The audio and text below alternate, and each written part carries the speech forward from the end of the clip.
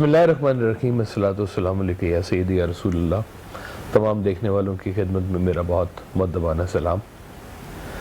انسان اپنے عقیدے کے ساتھ کہیں نہ کہیں پہ جڑا ضرور ہوتا ہے، کچھ بھی اس کا عقیدہ ہو، اور اس عقیدے کے ساتھ جو ہے کہیں نہ کہیں پر درمیان میں کچھ شکوک و شبہات بھی ساتھ میں لے کے چل رہا ہوتا ہے۔ میں اس کو بہت غلط نہیں کہتا کہ شکوک و شبہات نہیں ہونے چاہیے۔ انسان کی سرشت میں یہ بات شامل ہے کہ وہ کویسچن کرے، وہ پوچھے۔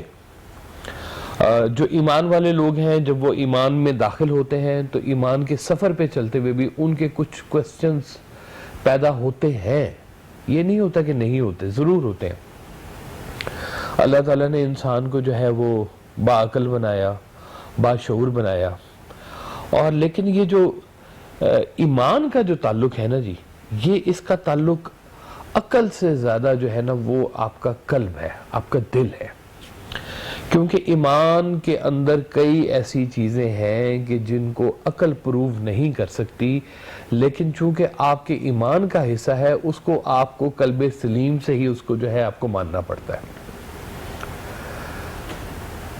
عقل تو کہتی ہے کہ خدا کا جو ہے وہ وجود کیسے ہے، کیسا ہوتا ہے اللہ تعالیٰ، اور جو دل ہے وہ کہتا ہے کہ جی اللہ بس ہوتا ہے، یہ مومن کے دل میں ہوتا ہے، اس کے اپنے گھر میں ہوتا ہے، عرش پہ ہوتا ہے، جو معاملات ہیں۔ کہتے ہیں غریب کی، جو اللہ کا ماننے والا مقرب غریب ہے، اس کی کٹیا میں بھی اللہ بہت رہنا پسند کرتا ہے۔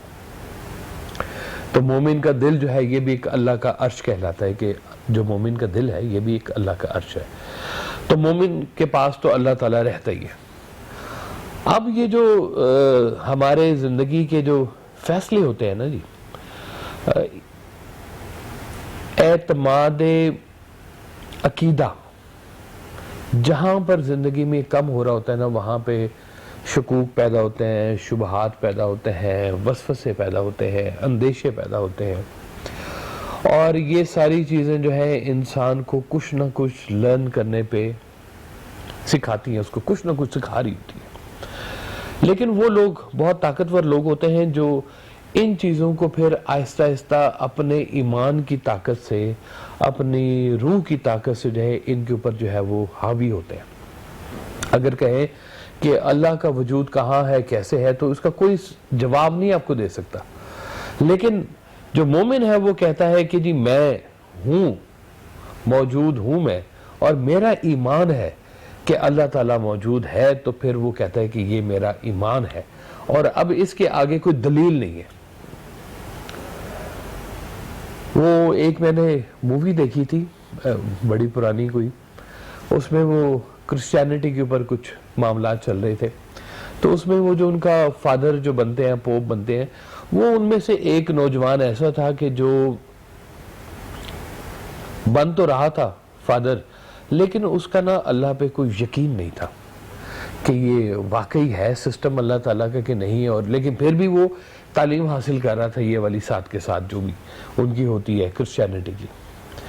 تو اس کو جو تھا نا، وہ اس مووی میں دکھایا گیا کہ اس کو ڈیول نے کہیں پہ اس کے کان میں اس کے تھوڑا سا نا وسوسہ ڈالا، اور چلتے چلتے وہ جو فادر جو بن رہا تھا، وہ ڈیول جب اس کے سامنے آیا تو اس نے کہا کہ اب تجھے یقین آ گیا کہ خدا نہیں ہے لیکن ڈیول ہے، میں تیرے سامنے موجود ہوں، اب تو بتا کیا کہتا ہے۔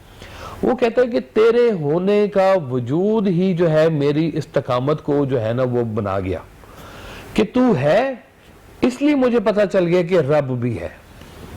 وہ سامنے آیا نہیں آیا، لیکن یہ دونوں چیزیں جو مخالف ایک دوسرے کی ہے، اگر تو میرے سامنے آ گیا، میں تو تجھ پہ بھی یقین نہیں کرتا تھا، اگر تو میرے سامنے آ گیا تو یہی بات میرے لیے بہت کافی ہے کہ میں ایمان لے آؤں اس بات کے اوپر کہ رب موجود ہے۔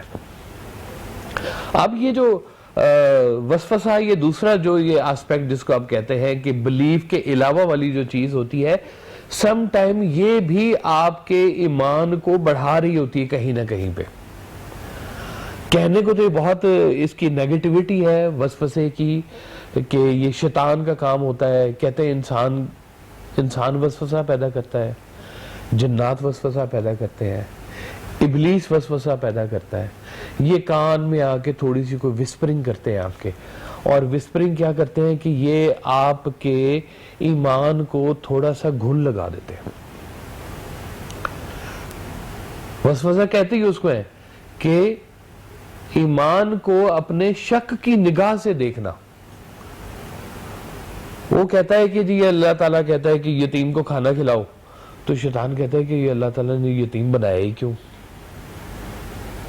اور دوسری طرف جو ایمان والے جو لوگ ہیں وہ کہتے ہیں اللہ نے یتیم بنائے اس لیے کہ ہم اس کی مدد کریں. اب یہ ایمان کا درجہ ہے. اگلا سوال پیچھے کہیں شکوک اور شبہات نے پیدا کیا کہ یہ غریبی کیوں ہوتی ہے. انہیں کہ غریبی اس لیے ہوتی ہے کہ امیر ان کی مدد کرے. تو یہ سوال جواب جو ہے نا انسان اپنے ساتھ جو ہے نا وہ لگا رہتا ہے کہ صحت کیوں آتی ہے تو بیماری کیوں رہ جاتی ہے. انسان جو ہے زندگی کے اس سفر کے اندر چلتا جا رہا ہے, کہتا جائے میں اللہ کی بڑی مہربانی ہو گئی, صحت مل گئی مجھے اور بڑا شکر ہو گیا, تو کیا دوبارہ بیماری نہیں آنی کبھی؟ تو دوبارہ کیا کرو گے پھر؟ دوبارہ بھی یہ بات کرنی پڑے گی نا آپ کو. یہ اپنے ایمان کو نا بار بار ڈسکرائب نہیں کرنا چاہیے. آپ کا ایمان جو ہے یہ آپ کا حصہ ہے, آپ کی ذات کا حصہ ہے. یہ یقین جو ہے آپ کی ذات کا حصہ ہے. اس یقین کو جو ہے نا وہ کبھی چھوڑنا نہیں چاہیے کسی بھی حال میں. یوں سمجھ لیں کہ عقل اور عشق کی کہیں لڑائی ہو رہی ہے یہ,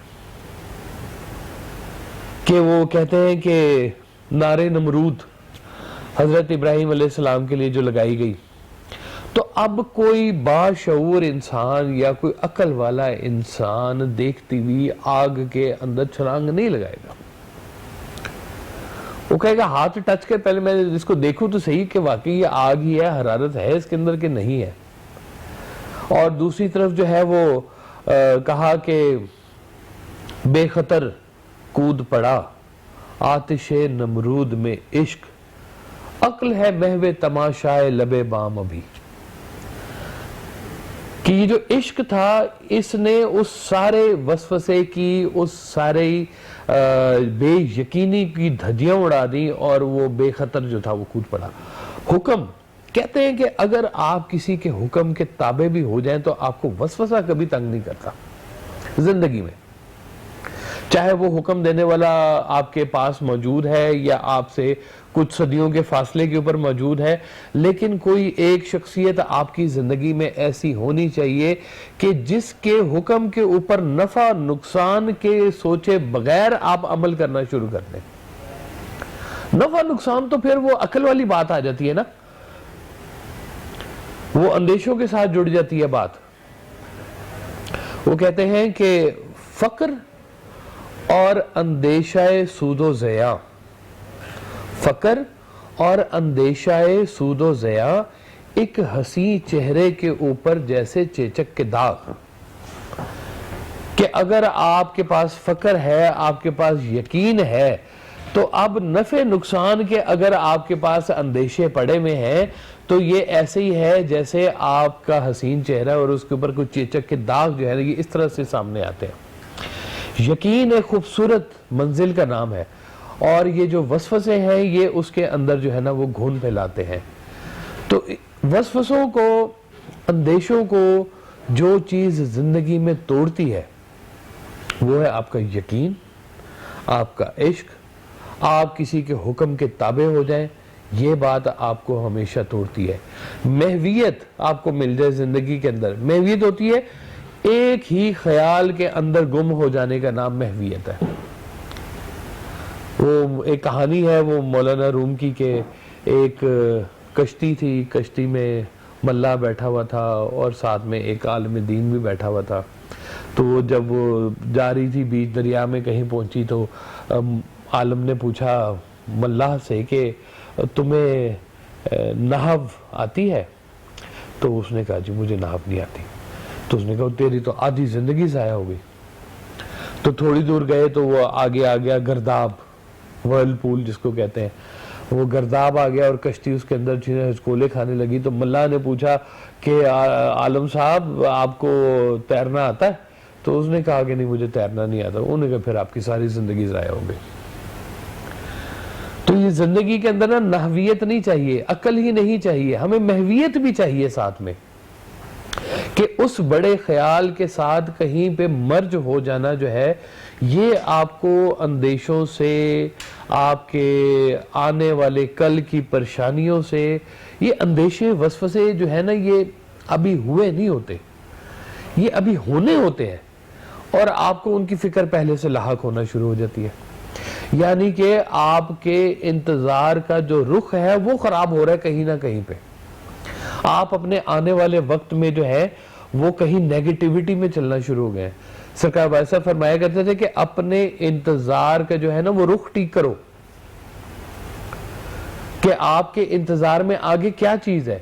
آپ کے انتظار میں آگے اندیشے ہیں, وسوسے ہیں, پریشانیاں ہیں, تو ابھی تو وہ ہوا نہیں ہے, تو ابھی تو آپ کے پاس وقت ہے, چلو آپ ٹھیک کر لو اس کو. ٹھیک نہیں کر سکتے تو انتظار ہی کرنا ہے, تو کسی اچھے وقت کا کیوں نہیں کرتے تم, برے وقت کا تم نے کیوں انتظار کرنا ہے.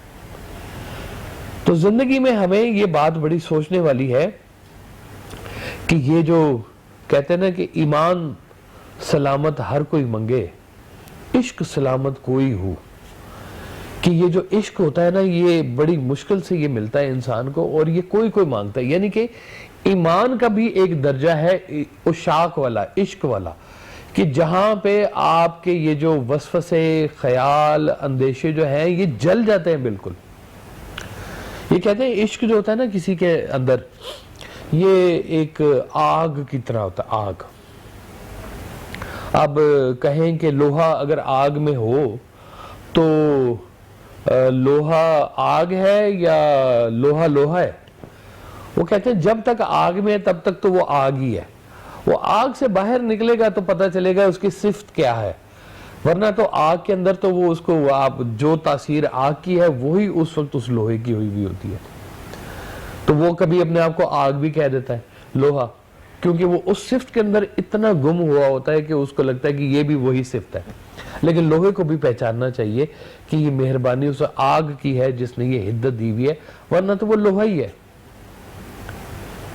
وہ کہتے ہیں نا کہ سنگریزے پڑے ہوئے ہوتے ہیں نا, پیبلز, ساحل سمندر کے اوپر, تو لہر آئے نا تو وہ لہر ان کو اٹھاتی ہے, اور کہتے ہیں کہ جب وہ لہر ان کو اٹھاتی ہے تو وہ جب آپس میں ٹکراتے ہیں تو اس سے ایک میوزک پیدا ہوتا ہے. تو جب وہ لہر چلی جاتی ہے تو وہ سنگریزے پھر وہیں کے وہیں پڑے ہوئے ہوتے ہیں ساحل سمندر کے اوپر, بے جان بے سود سے.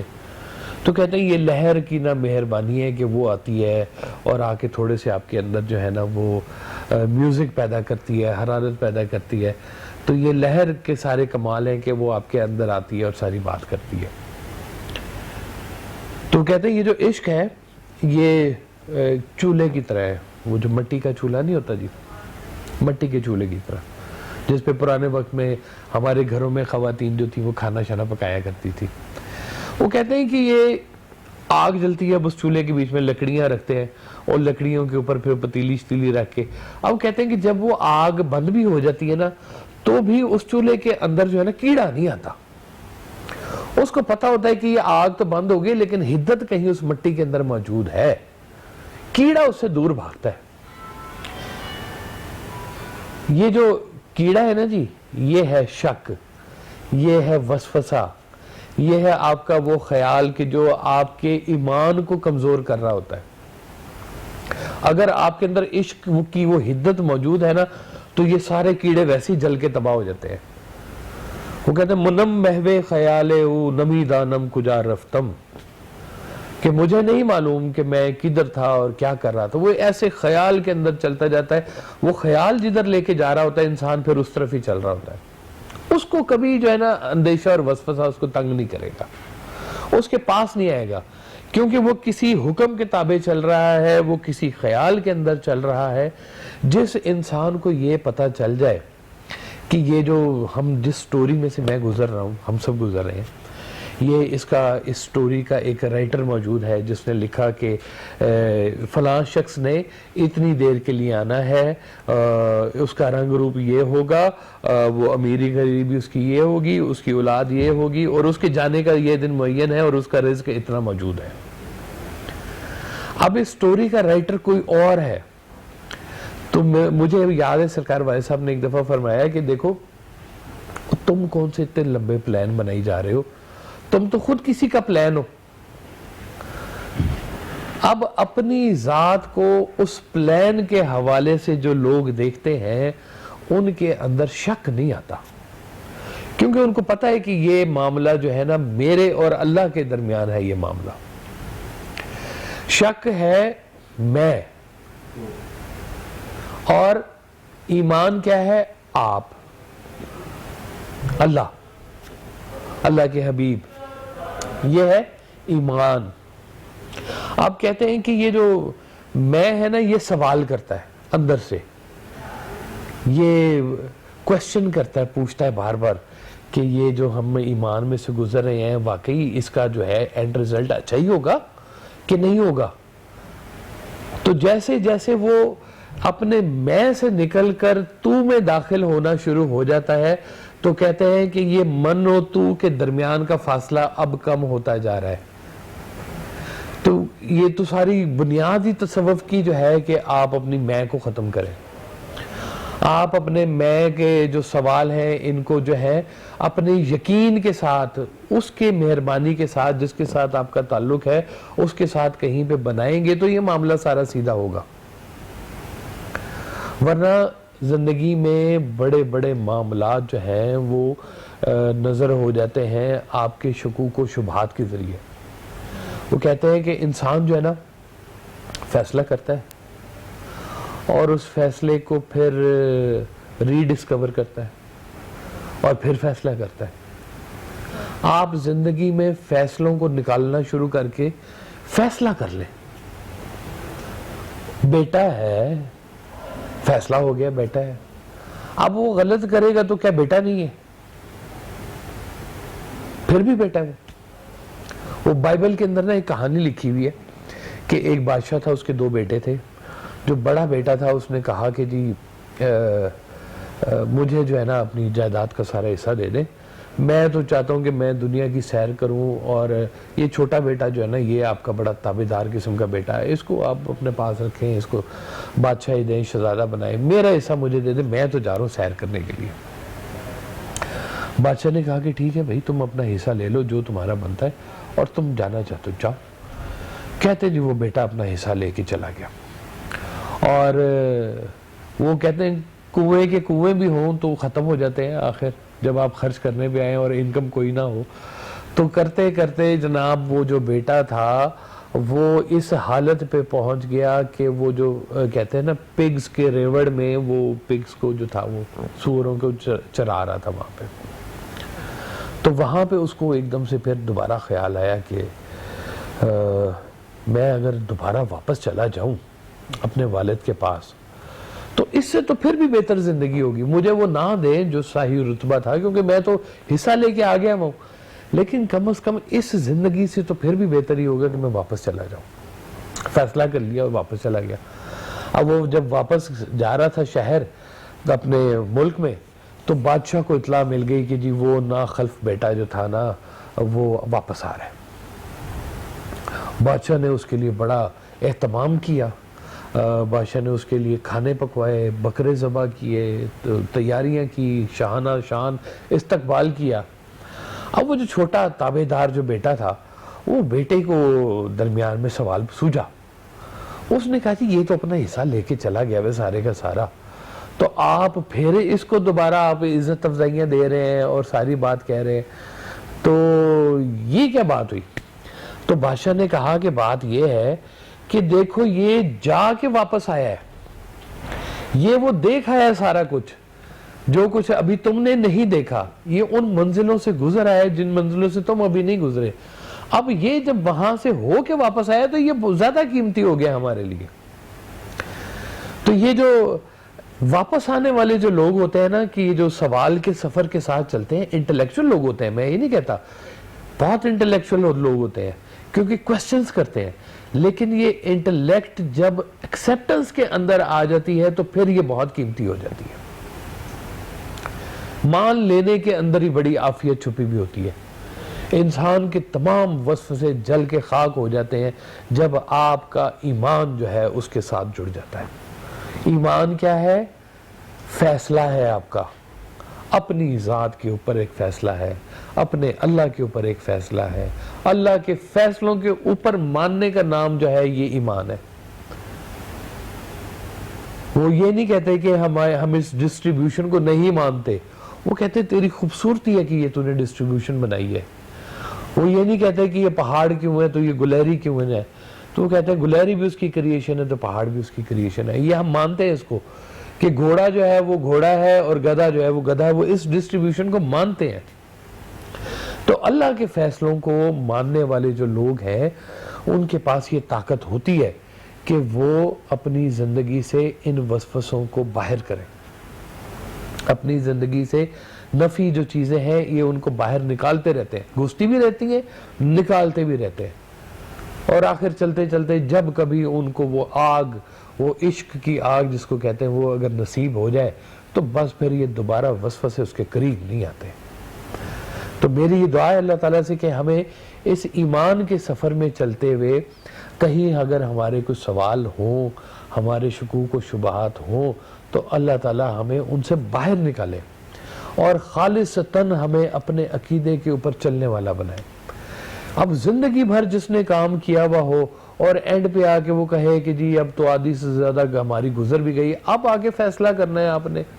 وہ میاں بیوی ہوتے ہیں جناب، زندگیاں گزر جاتی ہیں اور زندگی کے 20 سال بعد کہتے ہیں کہ وہ فیصلہ تو اب ہمیں سمجھ میں آئی ہے کہ ہم نے جو ہے وہ غلط فیصلہ کیا تھا، بچے بھی ہو گئے آپ کے، ساری زندگی بھی آپ کی چل گئی، تو آپ کہتے ہیں کہ اب فیصلوں کو اپنے ماننا شروع کریں، ان فیصلوں کے اوپر قائم رہنا شروع کریں۔